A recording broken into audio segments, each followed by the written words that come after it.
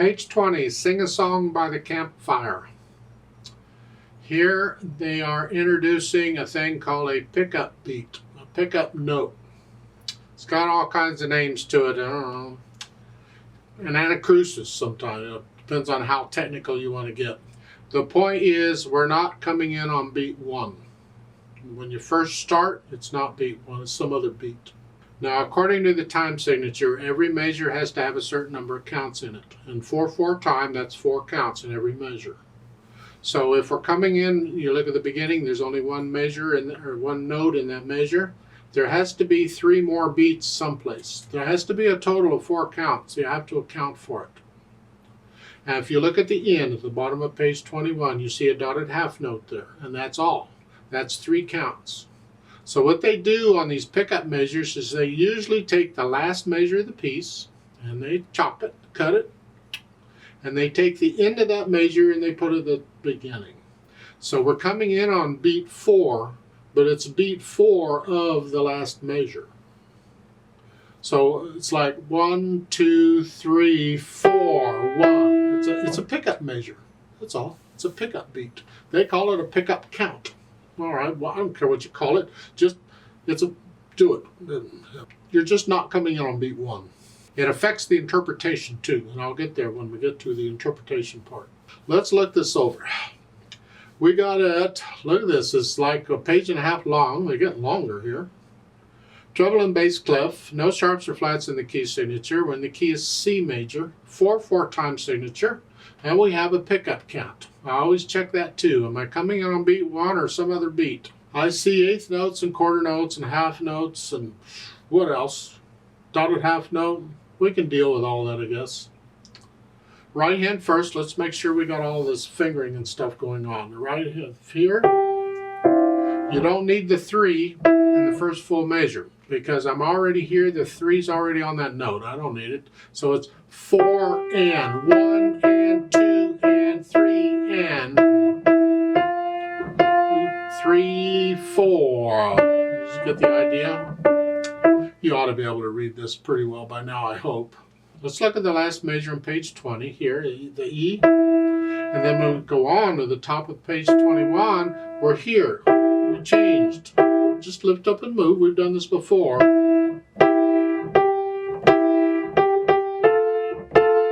Get the idea? The end of the first line, at page 21, you're here, and go to the second line, you come back down where you were. Just lift up and move. That's all right. As far as the repeated notes go, if you want to play around and use different fingers on them, that's up to you. This is a slow piece. It doesn't say so, but I figured it out on my own. So, you can stay relaxed and do the same finger if you want to.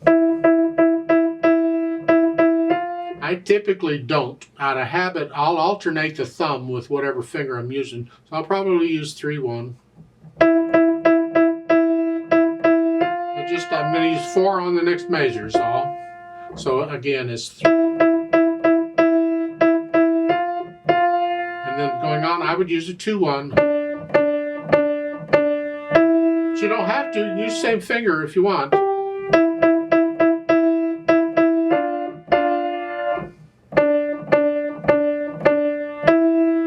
Now, top of page 21 here. Because the other note's added in, that makes it a little trickier. So here I'll probably use the same finger for the top. Now I can use 2/1 if I want. And then coming down. In fact, if you would like, at the end of the first line on page 20, you're here, and you want to come here at the next line. Well, that E, I'm playing it at the end of the first line. It's a repeated note then. Well, if I want, then I can play in the second line, I can play the first one with thumb because the thumb's there. And then third finger. So I can change on that repeated note. There are different ways of fingering it. It's not one is right and one is wrong. You experiment, you try things out. Left hand, let's see, we got these 2 note chords. We're here, here, then we're here. Okay, I'll get there eventually. It says 2, 3, 4. You get that, I think. Let's go over to page 21. Second line, here.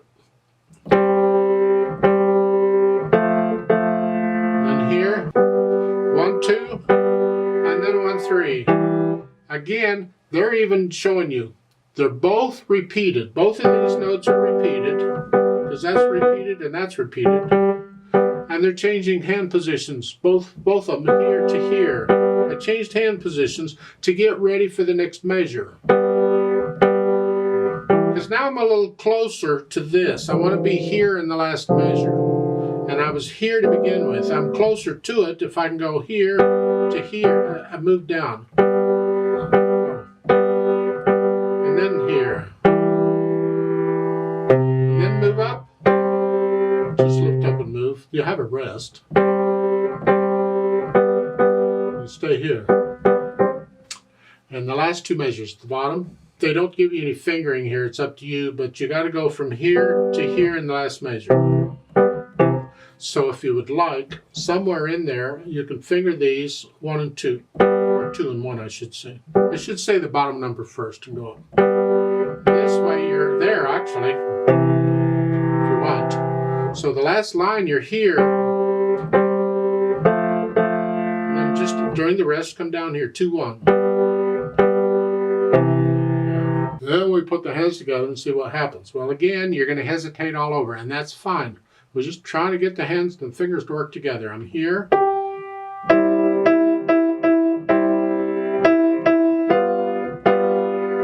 Rest. Okay, that's not too bad. Let's go over to page 21. Let's start with the second line because things get a little tricky there. Here.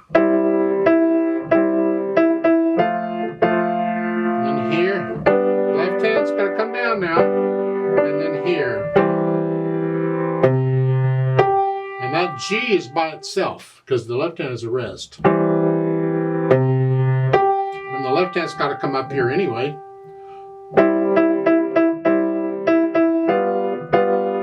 So you go through and put the hands together and then go back through it however many times it takes and work on the tricky spots. Concentrate on those and get rid of any hesitations. You see, when you're working on it, you're not always just going to go through the whole thing every time, just over and over and over and over. Ugh. Concentrate on those little spots here and there where you're having problems and work out the problems. Focus, spend more time on those. Then when you go back to play it through, you should be able to play it a little more easily or less difficult. Then once you have the notes and rhythms and fingering working out, then we'll think about the articulation. And the only articulation I see they're giving is an accent occasionally. At the beginning, accent.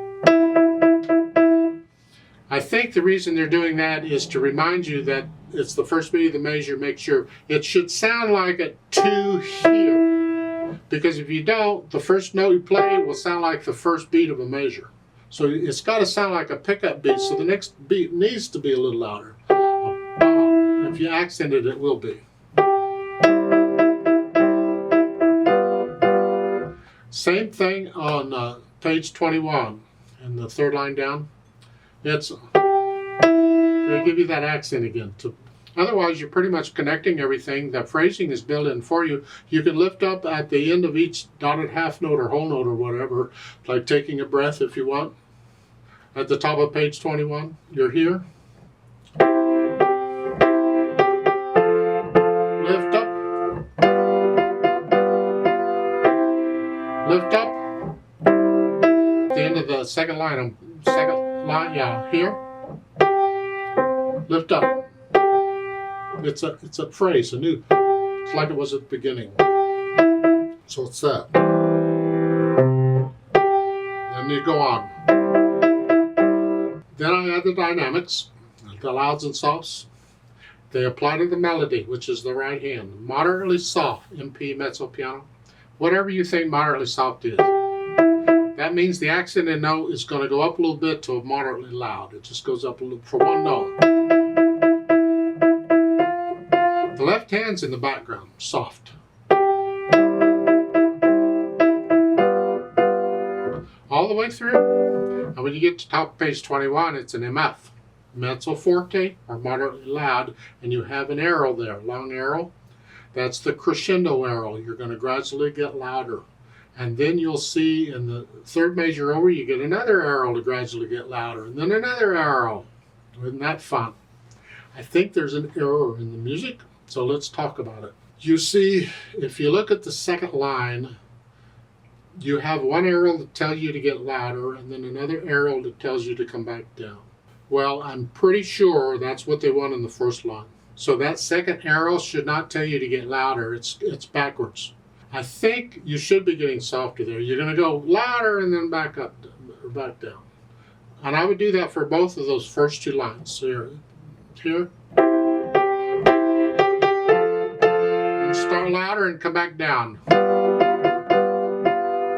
And then do the same thing on the second line.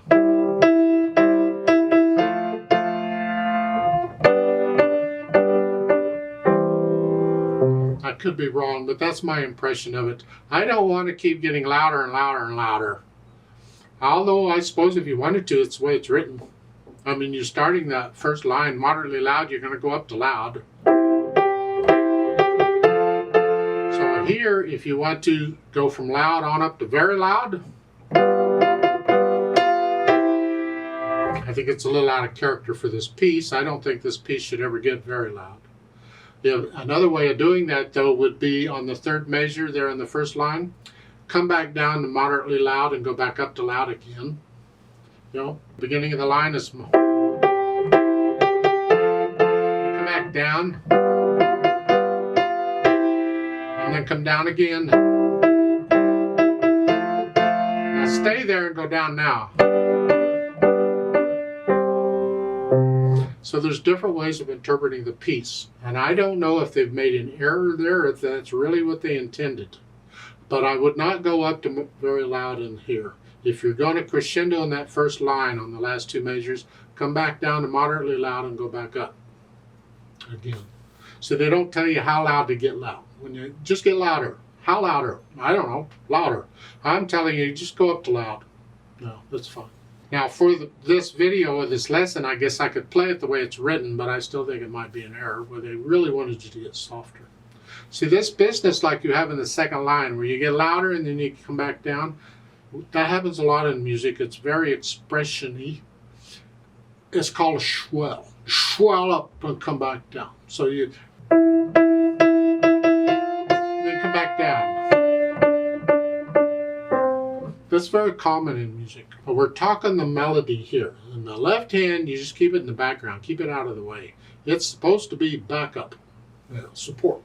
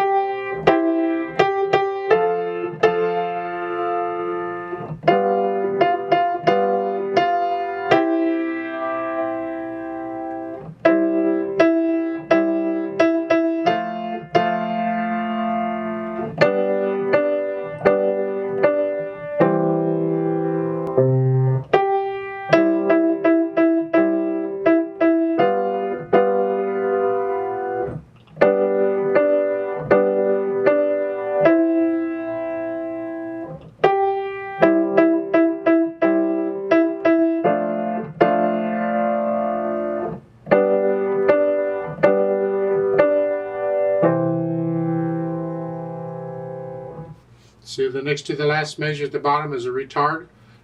Stands for retardando. It gradually slow down to the 1, 2, 3. And that's felt. How much you slow down and all is whatever you feel like. I do it different every time I played it. So don't copy me. You feel it. You get into it. A lot of times in music, you'll find that when a piece starts with a pickup beat, a phrase starts that way, most all the other phrases are going to start with a pickup beat also. Well, it doesn't have to, but a lot of times it will. And this is what it's doing. The first phrase and the next phrase, starting at the end of the line, same thing. It's a pickup, so it makes you lift up. So there's a little silence there. As far as the interpretation goes, they're giving you a lot of the interpretation in the music here. Now you have the expression marks, and that's interpreting the music. The only other thing we have to really deal with on right now would be the natural accents, to make sure you put them in. 1, 2, 3, 4. And sometimes they even give you an accent for one. So, but the others, make sure you still put them in. 1, 2.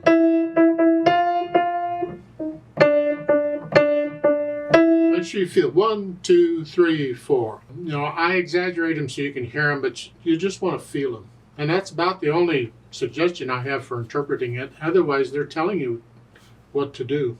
Let's play this together very slowly and check that we have all the correct notes and rhythms.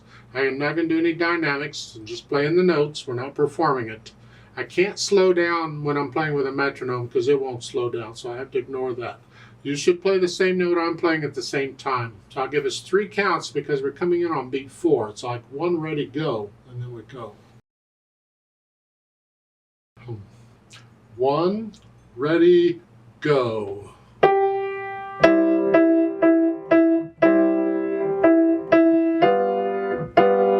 3, rest.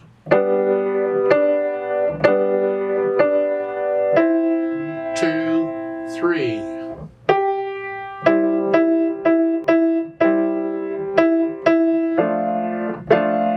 3, rest.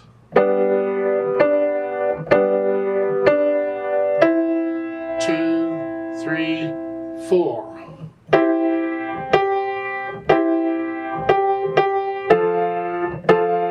3, 4.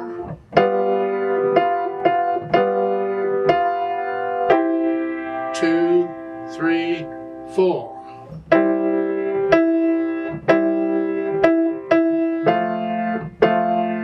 3, 4.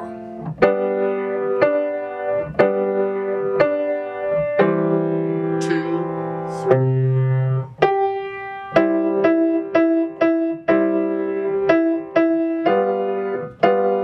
3, rest.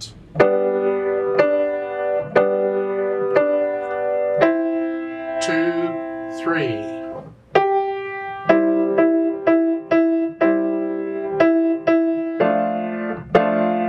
3, rest.